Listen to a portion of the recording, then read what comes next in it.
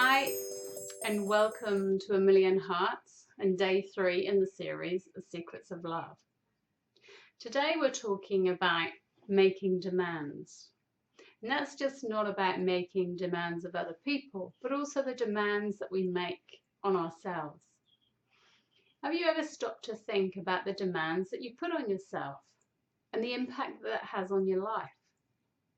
For example, it may be that you put the demands on yourself around, I need to keep the house tidy, I need to get all the washing, ironing done, need to make sure that children are happy, need to make sure that I get to work on time, to eat healthily, to make sure that I exercise. You get the picture. It goes on and on and on.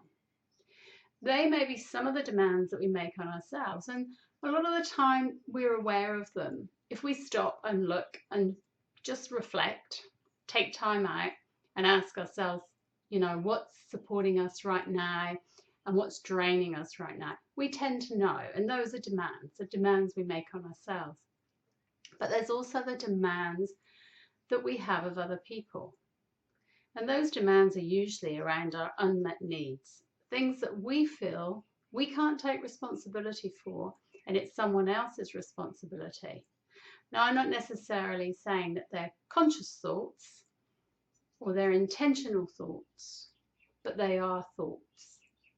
And an example of those might be that we make a demand of another person around that if they turn up on time, or if they only made a contribution to the household, or if they made the bed, or if they cooked dinner, or if they collected the children from school, or if they gave you more time to do the things that you wanted to do, then your world would be okay.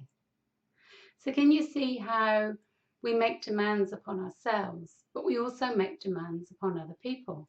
Excuse me. And I know that I make certain demands, of myself. And I certainly know that I make demands of other people in my life, like my husband, my children, my business colleagues, friends, clients. But when I do take time out to look at those, the way that I resolve them and move forward is to ask myself, how can I meet those needs for myself?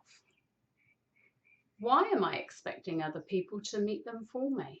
Because when I have expectations of others to meet those needs for me, I'm always going to be let down, because there is no such thing as perfection. And so when we look for perfection, we usually find imperfection, because we're making demands of people that they can't always fulfill. And so when they choose not to fulfill them because they have to do something more important, not because we're unimportant, then we feel like we're not worthy of the help that we've asked for.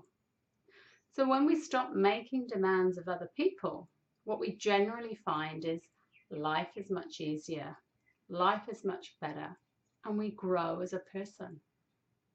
So what I'd like you to ponder on over the next 24 hours is about what demands do you make of other people and feel let down by when they don't fulfill them, that you could actually do for yourself. Because when we stop and think, then we actually start to grow. So use the comments box below of this video, or go over to our Facebook page, 1 Million Hearts, and leave us a comment.